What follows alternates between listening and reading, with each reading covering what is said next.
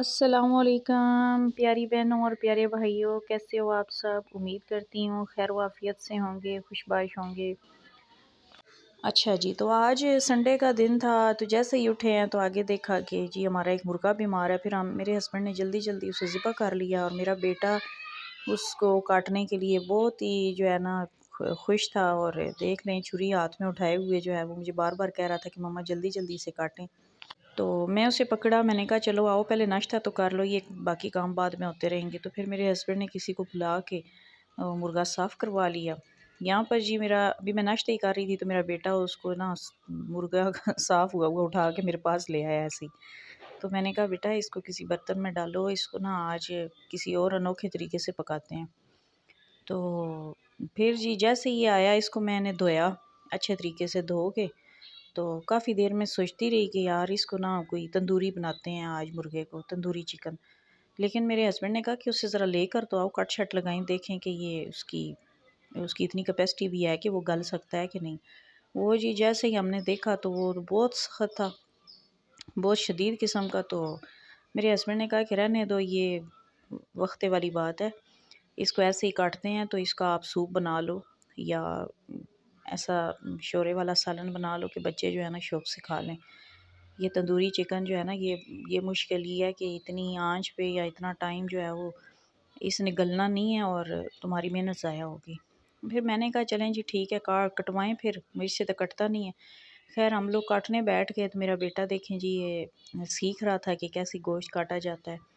और मैं एक चीज़ देख रही थी कि जब इंसान कोई नई चीज़ सीखता है ना तो उसके लिए उसके अंदर कितना जज्बा होता है। उसको कुछ पता नहीं होता कि क्या मैंने करना है, क्या मैंने नहीं करना, क्या करते हुए मुझे मुझे नुकसान हो सकता है क्या नहीं। अभी यहाँ पर ये बार बार बीच में हाथ हाथ आगे कर रहा था तो मैं उसको कह रही थी कि बेटे आप पीछे हो जाओ, ये जो छुरियाँ हैं ना ये खेलने वाली चीज़ें नहीं हैं।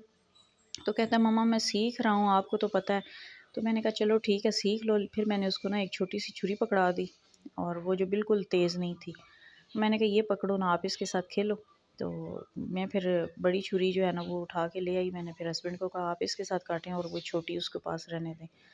वो जी खैर बड़ी मेहनत के साथ तगो-दो के साथ जो है ना हमने उसके साथ कुश्तियाँ की हैं मुर्गे के साथ। और कुश्तियाँ करने के बाद ही हमारा मुर्गा कट गया था। जब मुर्गा हस्बैंड ने कटवा दिया तो मेरा बेटा कहता है मम्मा इतनी देर से आप डैड को कटवा रही थी, तो अभी चले ना आप, मैं आपको बोटियाँ बना के इसकी देता हूँ। मैंने कहा चलो ठीक है जी आप बना दो, बिस्मिल्लाह। फिर मैं छोटी छोटी जो है ना बोटियाँ उठा के अपने बेटे को दे रही थी और वो इतने शौक से जो है वो उनको काट रहा था। और साथ ना वो छोटा सा पत्थर उठा के बाहर से ले आया अपने टॉयज़ में से। और मैंने कहा ये क्या कर रहे हो? कहता है ये छुरी तेज़ कर रहा हूँ। तो मैंने कहा यार ये देखो ये बच्चे ना हर चीज़ कितना नोट करते हैं बड़ों की। तो मैंने कहा ये कहाँ से सीखा है? तो कहता है डैड से, डैड ऐसे छुरी तेज़ करते हैं और ऐसे। खैर जी फिर ये सारा कुछ हो गया तो मैंने बच्चों को कहा, मैंने कहा अब आप लोग खेलो और मुझे इसको पकाने दो। मैंने इसको अच्छे तरीके से धोया, नमक डाला, इसमें लेमन डाला, वो डाल के काफ़ी देर मलने के बाद जो है ना इसको मैंने फिर धो लिया चिकन को।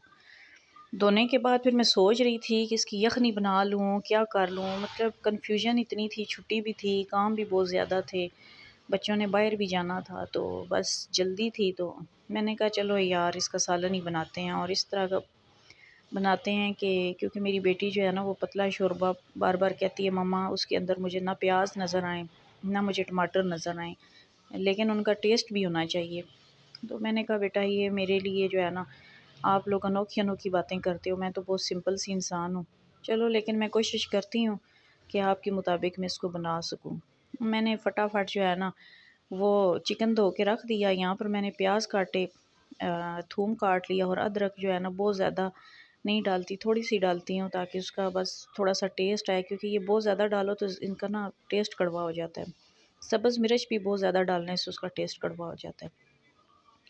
और ये मैं ना जो प्याज, थूम, अदरक, टमाटर ये जो चीज़ें होती हैं ना बहुत ही कम क्वांटिटी में कोई भी चीज़ बना रही हूँ तो बहुत कम डालती हूँ। तो मुझे ना ये बहुत ज़्यादा मिसाला भरा भरा किसी भी चीज़ में अच्छा ही नहीं लगता। मैं कहती हूँ कि बस इसका थोड़ा बहुत जायका होना चाहिए और बाकी जो जो चीज़ बन रही होती है उसका अपना टेस्ट होना चाहिए। यहाँ पर जो है ना फिर मैंने थूम और अदरक को मैंने हाथों से लंगरी में डाला और उन्हें मैंने कूट लिया अच्छे तरीके से। साथ ही सब्ज़ मिर्च जो है वो इसका थोड़ा सा जायका तुरश मतलब बहुत ज़्यादा कड़वी थी ये, तो मैंने थोड़ी सी फेंक दी बकाया, और एक दो जो पीस थे वो मैंने उसके अंदर ही मैंने कूट लिए, क्योंकि ये जब ऑयल में इनको ये फ्राई हो जाएंगी ना तो इनका जायका ही ख़त्म हो जाएगा कड़वा। यहाँ पर मैंने थूम और अदरक मैंने अच्छे तरीके के साथ कूट लिया। मिसाले जो है ना मैंने रेडी कर लिए थे, इसको मैंने निकाला और मैं फिर पतीला उठा के ले आई। पतीला लाया, ऑयल डाला उसमें, और उस ऑयल को मैंने रख दिया गर्म होने के लिए। जब ऑयल गर्म हो गया तो उसके अंदर मैंने प्याज डाले। प्याज जो है ना ब्राउन होने के लिए मैं वेट किया, और साथ जो है वो बाकी मेरे जो काम रहते थे मैं वो करती रही। बर्तन वगैरह जो हैं वो मैंने धो लिए, आटा वगैरह गूँध लिया। तो यहाँ पर मैंने प्याज डाल दिए, और यहाँ पर फिर जो है ना मेरी बेटी दोबारा फिर आ गई मेरे पास, तो कहती है मम्मा आपने फिर उसके अंदर प्याज और वो टमाटर ये सारी आपने चीज़ें काट ली हैं, तो ये फिर उसके शोरे के अंदर ये मोटे मोटे पीस नज़र आएंगे, तो ये जब मुझे सामने नज़र आते हैं तो मेरा फिर खाने को दिल नहीं करता, तो पतला मम्मा शोरा होना चाहिए, तो ये चीज़ें मुझे नज़र ना आए। मैंने कहा बेटा फिर चलो इसको मैं ब्राउन करती हूँ, तो अब डालने भी ज़रूरी हैं क्योंकि देसी मुर्गा है तो वो उसको ऐसे ही पकाएंगे इन चीज़ों के बगैर, तो वो तो बन जाएगी यखनी। और आपके डैड ने कहा है कि सालन बना लें। फिर मैंने ना इन दोनों का हल यही निकाला है कि प्याज को मैंने ब्राउन किया और टमाटर डाल के ना थोड़ा सा 2 से 3 मिनट के लिए मैंने उसका वो खटापन ख़त्म करके तो इनको मैंने ना प्लेट में निकाल लिया। इनको प्लेट में निकाला, और निकालने के बाद जो है ना ये जो ऑयल था गरम, इसी ऑयल के अंदर मैंने वो जो चिकन मैंने धो के रखा था वो इस ऑयल के अंदर डाला, और उसकी ना जो वो होती है ना ये जेली टाइप सी जो चिपचिपाहट सी होती है गोश्त के ऊपर, ख़ासकर देसी मुर्गे के ऊपर तो बहुत ज़्यादा होती है ना, वो मैंने जो है वो उसको ख़त्म करने के लिए और उसकी स्मेल ख़त्म करने के लिए मैंने इसको डाला, और अच्छे तरीके के साथ इसको मैंने चिकन के अंदर फ्राई कर लिया। ये चिकन जो है ना साथ साथ फ्राई करती रही हूँ, और 2 से 3 मिनट के लिए मैंने इसको ऐसे ही छोड़ दिया, और साथ जो मैंने प्याज और टमाटर निकाले थे वो मैंने जूसर मशीन निकाली और उसमें मैंने वो डाले, डाल के उसके अंदर तकरीबन 2 से 3 चम्मच पानी डाल के मैंने उसको ना ग्राइंड कर लिया। अब लेकिन वो ग्राइंड नहीं हो रहा था ठीक तरह से, फिर थोड़ा सा पानी और मुझे डालना पड़ा उसमें, थोड़ा सा पानी और डाला तो वो फिर बहुत अच्छा उसका जो है ना मिक्सचर बन गया। वो मैंने साइड पे कर लिया, बर्तन में निकाल के मैंने साइड पे रख लिया, और जो है ना साथ देखा तो मेरा चिकन अच्छे तरीके के साथ चिकन के ऑयल के अंदर फ्राई हो चुका था और उसका कलर भी चेंज हो चुका था। यहाँ पर जो है ना मसला था कि इसका कलर का ना कच्ची कच्ची सी बोटियाँ लग रही थी, मैंने थोड़ी सी हल्दी डाली और उसका कलर चेंज कर लिया। जब उसका कलर येलो येलो हो गया, जैसे लग रहा था कि जैसे ना ये तो बिल्कुल खालिस देसी है, जैसे पहाड़ों से पकड़ के हम ना मुर्गा लाए हों। तो फिर यहाँ पर मैंने नमक, मिर्च, कसूरी मेथी, लाल मिर्च, दड़ा मिर्च, काली मिर्च और धनिया, ये मैंने इसके अंदर डाला, और इन मिसालों के साथ जो है ना मैंने उसको अच्छे तरीके के साथ भुना।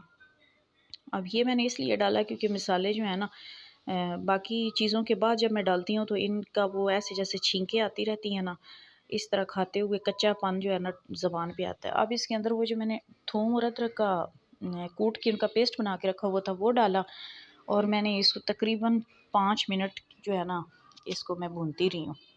चिकन के साथ मैंने भुना और बहुत ही अच्छी यहाँ पर खुशबू आ रही थी, बहुत अच्छी खुशबू आ रही थी। ऐसा दिल कर रहा था कि यार बाकी कोई भी चीज़ इसके अंदर नहीं डालते हैं, बस जो है ना इसको निकालें और खा लें, लेकिन क्या करें अब बाकी जो चीज़ें डालनी थी। फिर मैंने एक प्लेट इसके अंदर जी एक प्लेट मैंने दही डाला, और दही के साथ जो है ना उसको मैंने फ्राई कर किया, और तकरीबन दही के साथ भी ये गल रहा था, काफ़ी ज़्यादा उसको फ़र्क पड़ गया था, यानी ये जो थोड़ा सा उसका सख्ती थी वो भी दही डालने से ख़त्म हो रही थी।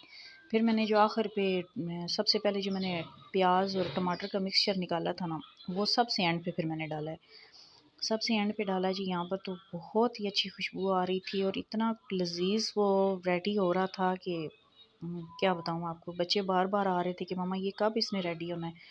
तो मैंने साथ जो है ना चावल बॉयल कर लिए, और हस्बैंड के लिए और अपने लिए रोटियां बना ली। और यहाँ पर जी ये थोड़ा सा जब मैंने चेक किया तो ये गला हुआ नहीं था, तो मैंने 5 मिनट के लिए ना प्रेशर कुकर में डाल के इसको प्रेशर दिया, ताकि ये इसके अंदर जो इसकी हड्डियों का जो रस है ना वो भी निकल जाए। सिर्फ हड्डियों के रस निकालने के लिए ना मैंने इसको प्रेशर कुकर में डाला था, बाकी ये मेरा फ्राई करते करते ही पक गया था। यहाँ पर ये बहुत ही टेस्टी और बहुत ही लाजवाब बन के रेडी हो गया था। और वो जो मेरी बेटी कह रही थी कि शोरे के अंदर वो मोटे मोटे प्याज और वो चीज़ें नहीं होनी चाहिए, वो वाकई जो है ना वो बिल्कुल भी नहीं थी। शोरा ऐसा था कि ऐसे जैसे दही है, मतलब बहुत ही टेस्टी बना हुआ था। यहाँ पर मैंने इसको टेस्ट किया बहुत ही अच्छे तरीके से और बहुत ही लजीज और इतना हेल्दी। जब ये हमने खाया तो सारा दिन यकीन माने कोई भूख नहीं लगी। तो ये थी जी आज का मेरा व्लॉग। तो आपका बहुत बहुत शुक्रिया मेरा व्लॉग देखने के लिए। आइंदा व्लॉग देखने के लिए मेरे चैनल को लाइक कर लें और शेयर कर लें, सब्सक्राइब कर लें और बेल आइकन के बटन को भी दबा लें ताकि मेरी अगली वीडियो आप तक पहुँचे। अल्लाह हाफिज़।